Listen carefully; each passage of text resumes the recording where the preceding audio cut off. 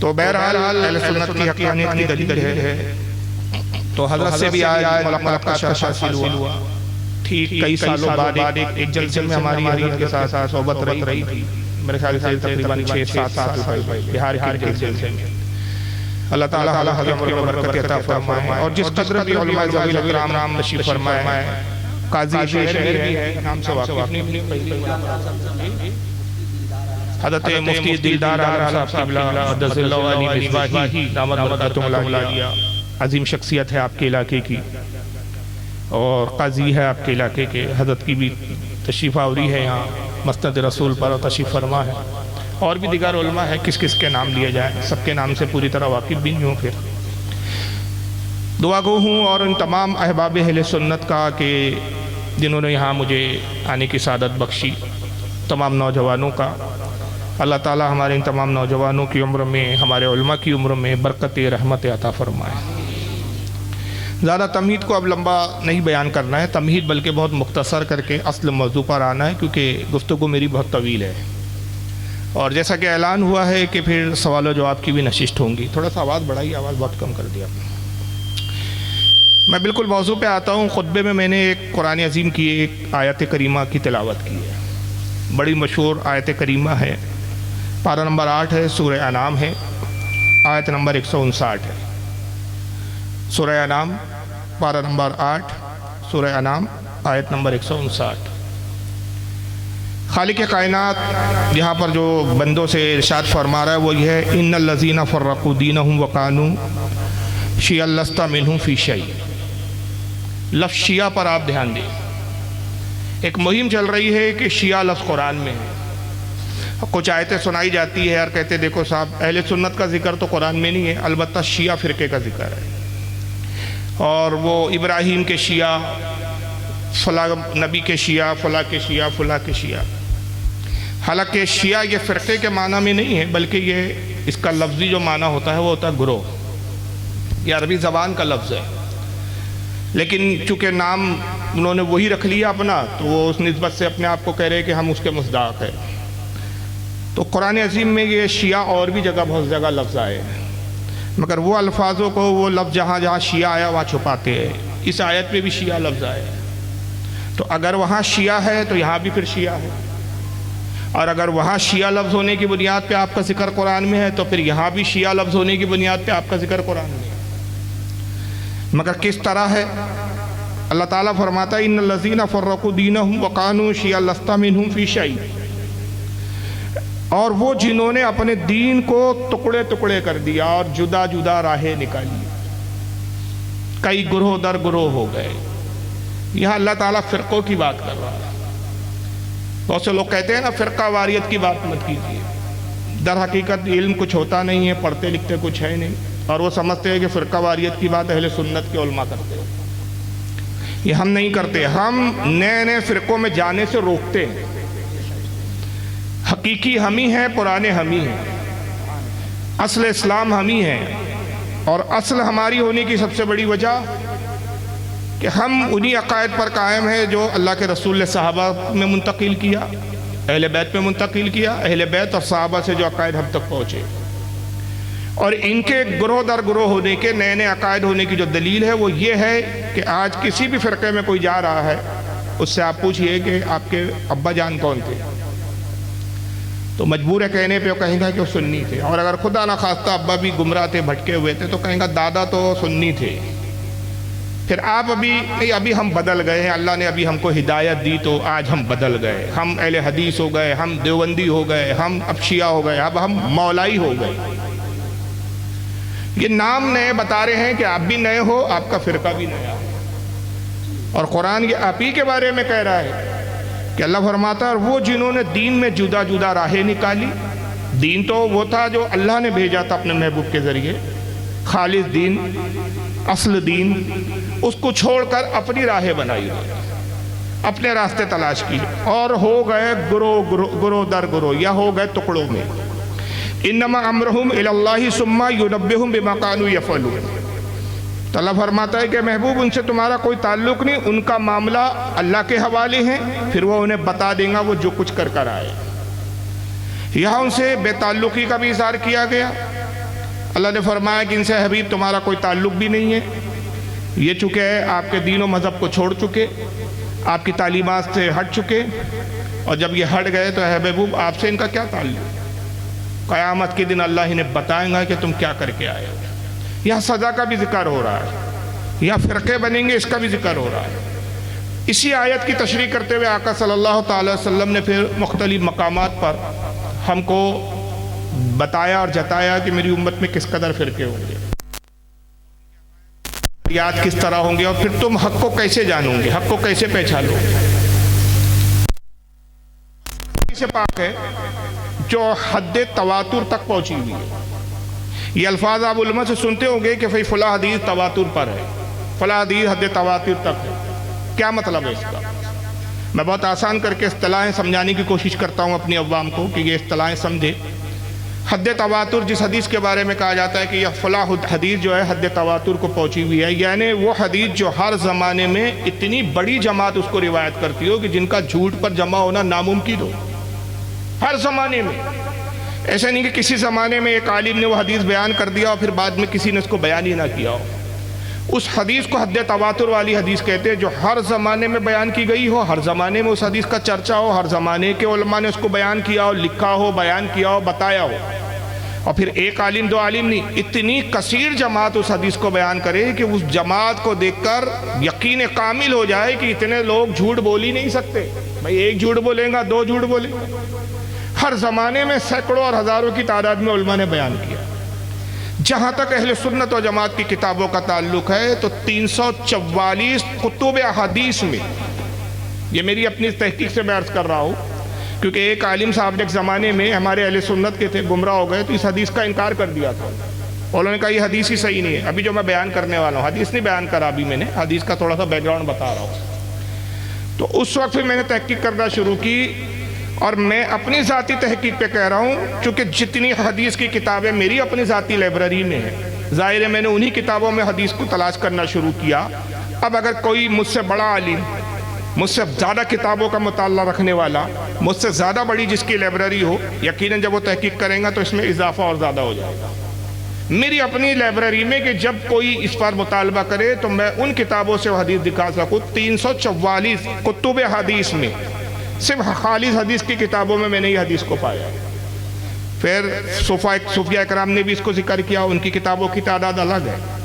پھر تاریخ کی کتابوں میں بھی یہ روایت آئی ہے، ان کی تعداد الگ ہے۔ اور 18 اجلہ صحابہ کرام نے اس حدیث کو بیان کیا، یعنی اس حدیث کے راوی ایک صحابی دو صحابی نہیں ہیں بلکہ کتنے ہیں؟ 18 ہے، اور 18 بھی ایسے صحابہ ہیں جن کو کہا گیا اجلہ، یعنی جلیل و قدر صاحب کی جماعت ہے، جو بہت بلند مقام رکھتے ہیں افضلیت کے اعتبار سے۔ وہ صحابہ کرام روایت کرتے ہیں، حتیٰ کہ سیاہ ستہ جو ہمارے اچھے حدیث کی کتابیں مانی جاتی ہیں، مسلم وغیرہ جتنی کتابیں، بخاری کو چھوڑ کر باقی پھر 5 کتابوں میں بھی حدیث موجود ہے۔ ترمذی شریف کے جو مشہور الفاظ ہیں جس کو عام طور پر خطبہ یہی الفاظوں میں حدیث کو پڑھتے ہیں کیونکہ وہ الفاظ بہت عام فہم ہیں۔ حدیث پاک یہ ہے کہ اللہ کے رسول نے فرمایا ان بنی اسرائیل تفرقت علی 72 ملہ، فرمایا لوگوں قوم بنی اسرائیل میں اختلاف ہوا تو قوم بنی اسرائیل اختلاف کر کے 72 فرقوں میں بٹے۔ یا قرآن نے پہلے واضح کر دیا کہ محبوب جنہوں نے جدا راہیں نکالی، اور یہاں شیعہ ہی لفظ آیا۔ شیعہ مطلب وہ کہ جو راہ کو چھوڑ کر نکل جائے، شیعہ وہ جو اپنا ایک الگ گروہ بنا لے، شیعہ وہ کہ جو اہل سنت سے ہٹ جائے، شیعہ لفظ وہ ہے، شیعہ اسے کہتے ہیں کہ جو اسلام کو چھوڑ کر الگ ہو جائے۔ یہ شیعہ اس معنی میں آیا یہاں۔ تو اللہ کے رسول فرما رہے ہیں کہ قوم بنی اسرائیل میں 72 فرقے ہوئے جب اختلاف ہوا تو وَتَفْتَرِقُ أُمَّتِي عَلَى 30 و70 ملہ، اور میری امت میں بھی اختلاف ہوگا تو میری امت 73 فرقوں میں بٹے گی، ایک زیادہ ہوں گی ان سے، وہ 72 میں تھے، میری امت 73 ہو جائے گی۔ کلہم فی النار، سب کے سب جہنم میں جائیں گے، الا ملۃ واحدہ، صرف ایک جماعت ہوں گی جو جنت میں جائے گی، صرف ایک جماعت۔ اس کا بھی جواب اس حدیث میں مل گیا جو کہتے ہیں کہ خالص صرف تم ہی حق پر ہو، باقی سب غلط۔ ہم اہل سنت کہتے ہیں نا کہ بھائی سب غلط ہے، یہ بھی غلط، یہ بھی غلط، کہتے تم ہی نے جنت میں جانے کا ٹھیکہ لے رکھا ہے، تم ہی ایک اکیلے تنہا صحیح ہو۔ ارے جی ہاں بھائی، ہم اہل سنت ہیں، ابھی حق ہے، یہ تو نبی نے کہا کہ ایک ہی جماعت حق پر ہوں گی، اور تم یہ کہہ رہے ہو کہ کسی کو غلط نہ کہو، تم ہی جنت میں جاؤ گے۔ یہ خود بتا رہا ہے کہ تم اس ایک میں نہیں ہو، 72 میں کہیں ہو۔ تم نے تو خود اپنا تب متعین کر دیا اپنی ذات کو کہ تم ہو کہاں۔ ہم نے تو جنتیوں میں اپنے آپ کو متعین کیا، ہمیں جنتی ہونے کا بھی یقین کامل ہے۔ ہم اللہ سے بھی گمان رکھتے اور امید کرتے ہیں کہ اللہ ہمیں جنتی گروہ میں رکھا ہے، رکھیں گا اور جنتی گروہ میں اٹھائے گا۔ تو اسی بنیاد پر ہم یقین سے کہتے ہیں اس حدیث کے مطابق ایک جماعت جنت میں جائے گی، اور وہ جماعت کون سی ہے؟ اہل سنت و جماعت۔ اسی کو آج ہم بطور پہچان، پانچواں مسلک نہیں ہے، چھٹا مسلک نہیں ہے، مسلک نہیں بلکہ وہ 4 مذہب ہے، جو یہ اعتراض کرتے ہیں کہ پانچواں کہاں سے لایا، ان بیچاروں کو مذہب اور مسلک پہ فرق ہی نہیں معلوم۔ یہ لا علموں کی جماعت ہے، اور ظاہر ہے کہ جب علماء کی جماعت کو چھوڑ کر آپ بے علموں کے پاس جاؤں گے، انگوٹھیاں پہننے والوں کے پاس جاؤں گے، تعویذ گنڈے والوں کے پاس جاؤں گے، کڑا پہننے والوں کے پاس جاؤں گے، وہاں کڑا تو مل سکتا ہے، کالے لباس تو مل سکتے ہیں، تعزیے مل سکتے ہیں، ماتم مل سکتا ہے، علم نہیں مل سکتا۔ علم کے لیے علماء کے پاس آنا پڑے گا۔ انگوٹھیاں پہننے سے اگر علم آ جاتا تو پھر ہمیں مدارس کھولنے کی ضرورت نہیں تھی، ہم انگوٹھی کی دکان لے کے بیٹھ جاتے، 5 کی جگہ 10 پہنتے، انگوٹھی پر انگوٹھی بنا لیتے، ایسی انگوٹھیاں بھی بنا لیتے، ایک انگوٹھی اس پر پھر دوسری بھی چپکا لیتے، اس پر تیسری بھی چپکا لیتے کہ بھائی زیادہ انگوٹھی سے علم زیادہ آتا ہے۔ اب ہم انگوٹھیوں کو دیکھ رہے کہ نک بہت بڑا ہے، انگوٹھی بہت موٹی ہے۔ جن بیچاروں کو انگوٹھی کا سنت طریقہ کیا ہے یہ نہ معلوم ہو، ان سے کیا دین سیکھا جائے؟ جن کو انگوٹھی کے بارے میں نہ پتا ہو، کیا بات ہے، جن کا پہناوا صحیح نہ ہو، جن کا بھی پہناوا اسلامی نہ ہو تو ان کا دل کیا اسلامی ہوگا؟ جو ظاہراً اسلام میں نہیں ہے وہ باطناً اسلام میں کیا ہوں گے؟ ظاہر جن کا اسلامی نہیں وہ باطنی کیا اسلام میں ہو سکتے ہیں؟ تو حقیقت یہ ہے کہ علم علماء کے پاس آئیں گا۔ اب وہ کہہ رہے ہیں صاحب کہ یہ تم ہی نے جنت کا ٹھیکہ لے کے رکھ سکا ہے۔ ہم نے کہا اس زمانے میں اہل سنت و جماعت جس کو کہا جاتا ہے، ہم نے بطور پہچان اپنی ایڈنٹی کے لیے، اپنی پہچان کے لیے، تاکہ جب یہ لفظ ہم استعمال کریں تو سارے باطلوں سے ہم جدا ہو جائیں، سارے 72 سے ہٹ کر ایک جنتی کہلائیں، ایک جنتی مانے جائے، تو ہم نے کہا مسلک اعلیٰ حضرت۔ مسلک اعلیٰ حضرت کہاں سے لایا آپ نے مسلک اعلیٰ حضرت؟ مسلک کے معنی ہوتے راستہ، کس کا راستہ؟ اعلیٰ حضرت کا راستہ نہیں۔ میں ایک بہت قیمتی جملہ بول رہا ہوں، پتہ نہیں آپ اس کو کتنا کیچ کر پائیں گے، بہت گہرا جملہ ہے۔ مسلک اعلیٰ حضرت، اعلیٰ حضرت کا مسلک نہیں ہے، ایک اصطلاح ہے پہچان کے لیے۔ مسلک اعلیٰ حضرت مسلک صحابہ ہے، مسلک اعلیٰ حضرت مسلک اہل بیت ہے، مسلک اعلیٰ حضرت مسلک رسول ہے، مسلک اعلیٰ حضرت پر خود اعلیٰ حضرت قائم ہے۔ مسلک اعلیٰ حضرت پر خود اعلیٰ حضرت قائم ہے۔ یہ تو ہم نے پہچان کے لیے، کیونکہ بڑی ذات تھی صدی کی، بڑی شخصیت تھی، مجدد تھے، تو ہم نے ان کے نام کی طرف نسبت کی۔ پہلے بھی نسبتیں ہوئی ہے، کیا پہلے نسبتیں نہیں ہوئی؟ حضرت جابر فرماتے ہیں رضی اللہ تعالیٰ عنہ کہ جب خارجی فرقہ پیدا ہوا ہم میں، خارجی کون؟ نماز سب سے زیادہ پڑھتے تھے، روزے اتنے رکھتے تھے کہ رسول نے پہلے ہی کہہ دیا کہ اے میرے صحابہ، تم خارجیوں کو پاؤں گے تو اتنا نمازی پاؤں گے کہ تم ان کی عبادت کے مقابلے میں اپنی عبادت کو کمتر سمجھو گے۔ کس سے کہا جا رہا ہے؟ بولیے، صحابہ سے زیادہ عبادت گزار، صحابہ سے زیادہ عمل کرنے والے، مگر خارجی کیوں ہوئے؟ مولا کائنات علی مرتضیٰ کو کہہ دیا کہ یہ کافر ہے معاذ اللہ۔ جو کل ایمان ہے اسی کو کافر ڈکلیئر کر دیا۔ جس کو رسول اللہ نے کہا جس کا چہرہ دیکھنا عبادت ہے اس کو کافر بتا دیا، ایمان سے نکل گئے۔ حضرت عبداللہ بن جابر کہتے ہیں کہ اب ہمیں بڑا پریشانی ہوئی کہ ہم کیسے پہچانیں کہ یہ خارجی ہے کہ مومن ہے۔ نماز یہ بھی پڑھ رہے ہیں، امامے یہ بھی باندھ رہے ہیں، جبے یہ بھی پہن رہے ہیں، روزے یہ بھی رکھ رہے ہیں، حج بھی ہمارے ساتھ کر رہے ہیں، اسی قبلے کی طرف رخ کر رہے ہیں، کیسے پہچانیں؟ تو کہا ہم نے ایک پہچان بنائی۔ پہچان یہ کہ جب ہمیں کسی پر شک ہوتا کہ یہ ہم میں سے ہے کہ غیروں میں سے ہے تو ہم علی کا ذکر شروع کر دیتے۔ جیسے ہی علی کا ذکر ہوتا چہرے پہ خوشی آتی، ہم سمجھ لیتے ہم میں سے ہے۔ چہرے کا جغرافیہ بدل جاتا، چہرے پہ ناگواری آتی، ہم سمجھ لیتے خارجیوں میں سے ہیں۔ ایک زمانے میں مولا علی پہچانتے کہ جہاں محبت علی ہے وہاں ایمان ہے، جہاں بغض علی ہے وہاں کفر و نفاق ہے۔ پھر زمانہ ایک یہ بھی گزرا، حضرت حذیفہ ابن یمان ایک صحابی گزرے ہیں، بڑی بہترین حدیث سنا رہا ہوں آپ کو۔ صحابی رسول جلیل قدر، رازدار رسول کہا گیا ان کو۔ اللہ کے نبی وہ راز کی باتیں کرتے تھے ان سے جو کسی صحابی سے نہیں کی، ان کا نام ہی ہو گیا رازدار رسول۔ سرکار کا انتقال ہو رہا ہے، سب صحابہ سے کہا میرے حجرے سے باہر جاؤ، کوئی میرے حجرے میں نہ رہے سوائے حذیفہ ابن یمان۔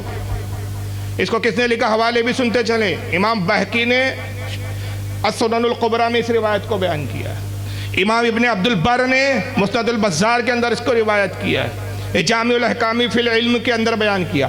یہ متعدد حوالے میں کئی تقریروں میں حوالے دے چکا ہوں۔ بہرحال امام بہقی کا سنن الکبریٰ مستند کتاب ہے، اس میں وہ نقل کرتے اور سند بھی اس کی صحیح ہے۔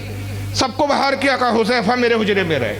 حضور نے بڑی دیر تک گفتگو کی حذیفہ سے، صحابہ باہر انتظار میں کیا آخر ایسی بات ہو رہی ہے، سب کو باہر کیا، صرف حذیفہ کو رکھا۔ حذیفہ باہر آئے، صحابہ نے گھیر لیا، سب سے آگے گھیرنے والوں میں حضرت عمر ابن خطاب تھے رضی اللہ تعالیٰ عنہ۔ کہا حذیفہ رسول سے کیا بات ہوئی؟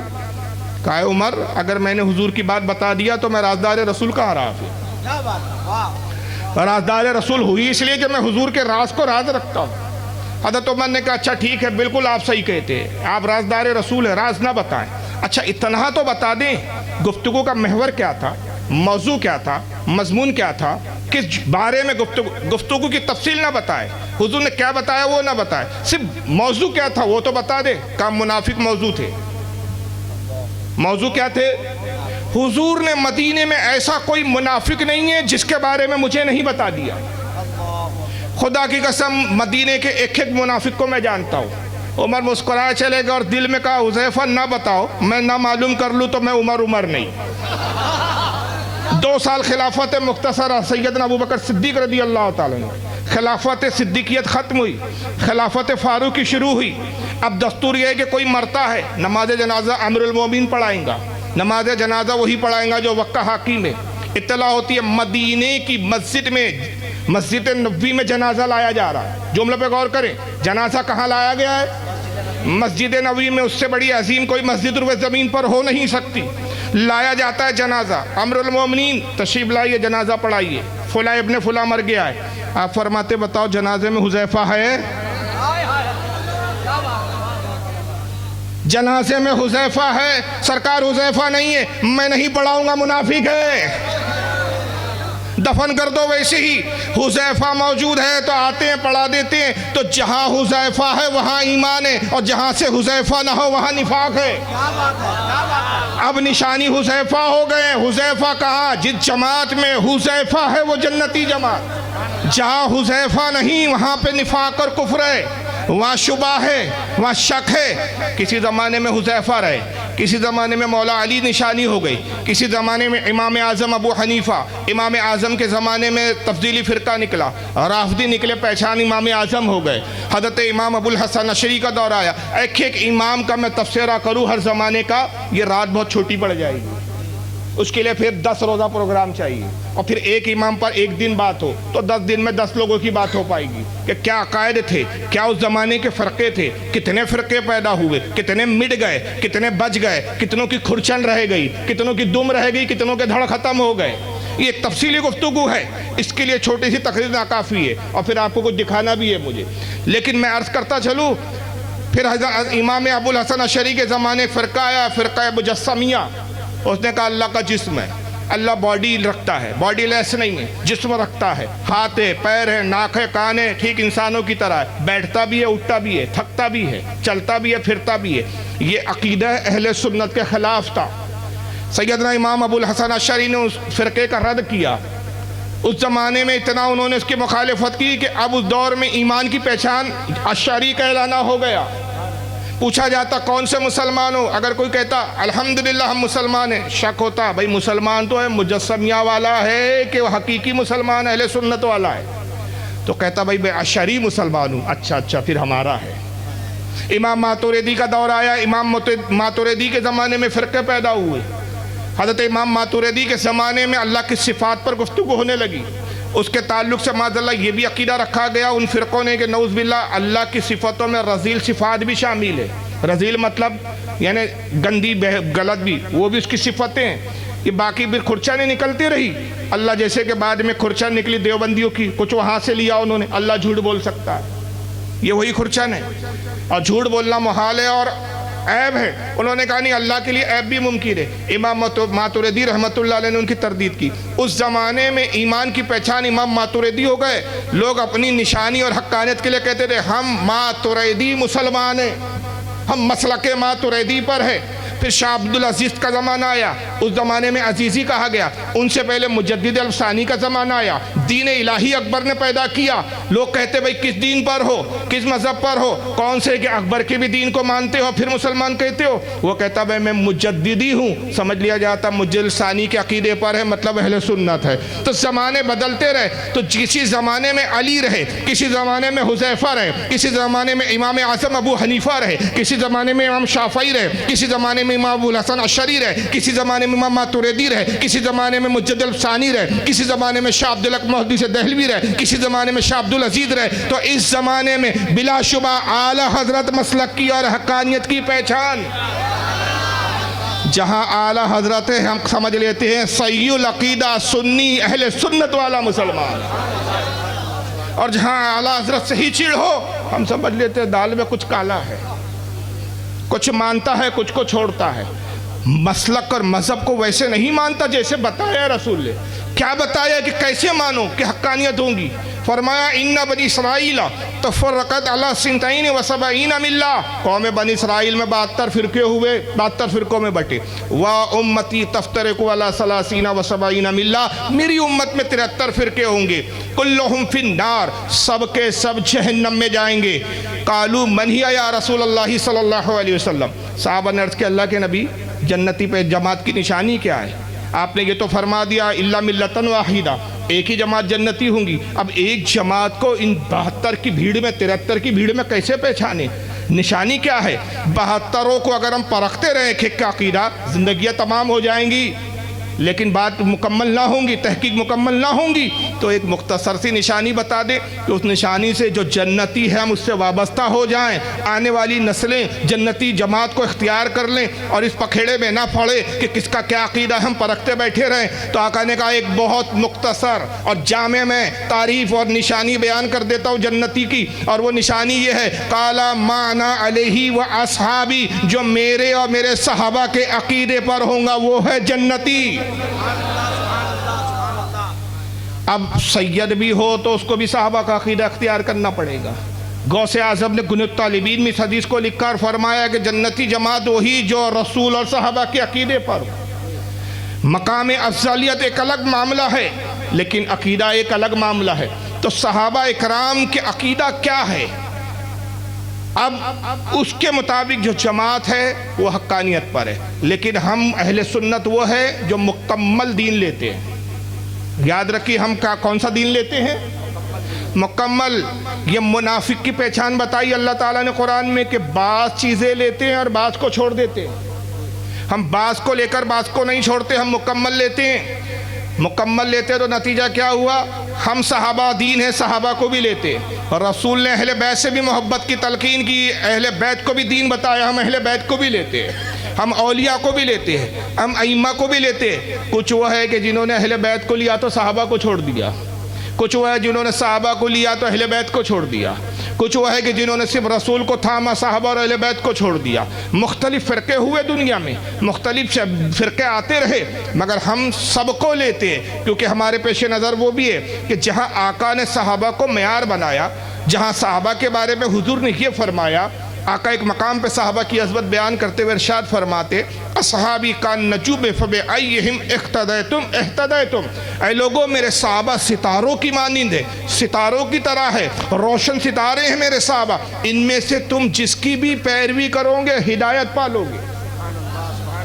تو دوسری طرف یہ بھی کہا کہ مثل اہل بیتی مثل سفینۃ نوح، वमन रकीबहा फमन नजा वमन तखल्लफा अन्ना गरीका, कहा कि मेरे अहले बैत कश्ती नूह की तरह है। जैसे नूह अलैहिस्सलाम की कश्ती थी, जो उसमें सवार हुआ वही सलामत रहा, मेरे अहले बैत भी कश्ती नूह की तरह है। जो मेरे अहले बैत की इस कश्ती में सवार हो गया उसने नजात पाई, और जिसने इससे उनसे रूगर्दानी की, अहले बैत को छोड़ दिया, वो हलाक हो गया। हमने देखा अहले बैत को छोड़ना भी हलाकत है। अहले बैत को छोड़ोगे तो जन्नत हाथ से जाएंगी, सहाबा को छोड़ोगे तो हिदायत हाथ से जाएंगी, और बगैर हिदायत की भी जन्नत नहीं मिल सकती, सहाबा के बगैर भी जन्नत नहीं मिल सकती। दोनों लाजिम मलजूम है। कितने मलजूम और लाजिम है? अब एक तबका उठा, कहा नहीं सिर्फ जिसने अली को माना बाकी उसे किसी को मानने की ज़रूरत नहीं। ये तेरा फतवा है, अली का फतवा नहीं है, ये तेरा फतवा है। क्यों? तूने इल्म नहीं हासिल किया, अंगूठियाँ बढ़ाई है तूने अगर अंगूठियों की जगह किताबों को हाथ में लिया होता तो तुझे कुछ पता चलता। आइए अस्सवाइकुल मौरिका उठाइए, हज़रत इमाम इब्न हजर अल हैतमी अल मक्की शाफ़ई की, अहले सुन्नत के इमाम है, उस वक्त के इमाम है जब आला हज़रत पैदा भी नहीं हुए थे, आला हज़रत के अब्बा भी पैदा नहीं हुए थे, आला हज़रत के दादा भी पैदा नहीं हुए थे। यानी ये गुंजाइश नहीं छोड़ी जा रही है नहीं साहब वो बरेलवी के किसी मौलवी ने लिखा होगा, ये वो इमाम है जिनको सब मानते हैं। इमाम इब्न हजर अल मक्की अल हैतमी अश-शाफ़ई रहमतुल्लाह अलैह अस्सवाइकुल मौरिका में, उससे भी पहले फिर एक और इमाम गुजरे, उनसे भी कई सदी पहले हज़रत इमाम मुहिब्बुद्दीन तबरी रहमतुल्लाह अलैह, उनकी किताब है अर्रियाज़ुन नज़ीरा, उसके अंदर ये हदीस बयान करते हैं, और भी मुख्तलिफ उलमा ने बयान की। और हदीस पाक ये है कि सैयदना अबू बकर और अली बैठे हुए, खिलाफत अबू बकर सिद्दीक है, रसूलुल्लाह का विसाल हो चुका है। अबू बकर अली को देखते हैं मुस्कुराते, मौला अली को देख रहे हैं मुस्कुरा रहे हैं। अली ने कहा ऐ अमीरुल मोमिनीन, किस बात पे आप मुस्कुरा रहे हैं? मुझे देखते हैं मुस्कुराते हैं। इरशाद फरमाया अली मुझे रसूलुल्लाह की एक हदीस याद आ गई, उस हदीस को याद आई, मैं तुम्हें देख के मुस्कुराने लगा। ऐ अमीरुल मोमिनीन कौन सी हदीस आपको याद आई? कहली वो हदीस ये है कि आका ने कहा कि अल्लाह ताला जब जन्नत में जाने का हुक्म देगा, जन्नत में वही जा सकेगा जिससे मोहब्बत अली का सवाल होगा, और जिसकी सनद पर, जिसके ईमान की सनद पर, जिसके अमाल की सनद पर अली मोहर लगा दी। निदा की जाएंगी कि अली की मोहब्बत है या नहीं, जाओ अली से परवाना लेकर आओ, अली से सनद लेकर आओ, जिसको अली सनद देंगे वही जन्नत में जाएगा। आमाल अच्छे हैं लेकिन मोहब्बत अली नहीं, आमाल बर्बाद, जन्नत नहीं मिलेगी। नमाजें खूब पढ़ी लेकिन मोहब्बत अली नहीं थी, सनद नहीं मिलेंगी, जन्नत में नहीं जा पाएगा। आमाल होने के बाद भी जन्नत से महरूम। अली मुझे ये हदीस याद आ गई कि जिसको तुम सनद दोगे मोहब्बत की वही जन्नत में जाएगा। मौला अली कहते हैं अमीरुल मोमिनीन क्या इतनी ही हदीस है, या आप आजीज़ी के तौर पर इसके बाद का टुकड़ा नहीं बता रहे, या आप इसके बाद की हदीस जानते नहीं? कहा अली तुम बेहतर जानते हो, क्योंकि हज़रत अबू बकर आजीज़ी कर रहे हैं, इनकिसारी कर रहे हैं कि इसके बाद का टुकड़ा तो मेरी ज़ात से ताल्लुक़ रखता है, मैं अपनी फजीलत अपनी ज़बान से क्यों बयान करूँ। और यहाँ तरीका बताया कि सहाबा और अहले बैत में मोहब्बत ऐसी है कि सहाबा अहले बैत की तारीफ़ करते थे, अहले बैत सहाबा की तारीफ़ करते थे। कहा मैंने तो तारीफ़ की, अब आप करिए, मैं नहीं कहूँगा अपनी तारीफ़ में। मौला अली ने कहा कि अमीरुल मोमिनीन अबू बकर सिद्दीक क्या हदीस आपको इतनी ही मालूम है या आप छुपा रहे हैं और आजीज़ी कर रहे हैं? कहा अली तुम बेहतर जानते हो। कहा कि अमीरुल मोमिनीन सुनिए बात की हदीस ये है कि आका ने फिर मुझसे मुखातिब होकर कहा कि अली कसम खुदा की जन्नत का परवाना उसे हरगिज़ न देना जिसके दिल में मोहब्बत अबू बकर ना हो, जन्नत का परवाना उसे ही देना जिसके दिल में मोहब्बत अबू बकर हो। तो पता चला कि सनद भी उससे मिलेंगी जिसके दिल में मोहब्बत अबू बकर सिद्दीक हो। तो ना अबू बकर को छोड़ा जा सकता है ना मौला अली को छोड़ा जा सकता है। लेकिन ये तो बहरहाल तमीदी गुफ्तगू थी, इस पर बहुत लंबी गुफ्तगू कर सकता हूँ, लेकिन मजमून को मैं समेट रहा हूँ। निशानी बताई आका ने अहले बैत की मोहब्बत और साहबा का अकीदा।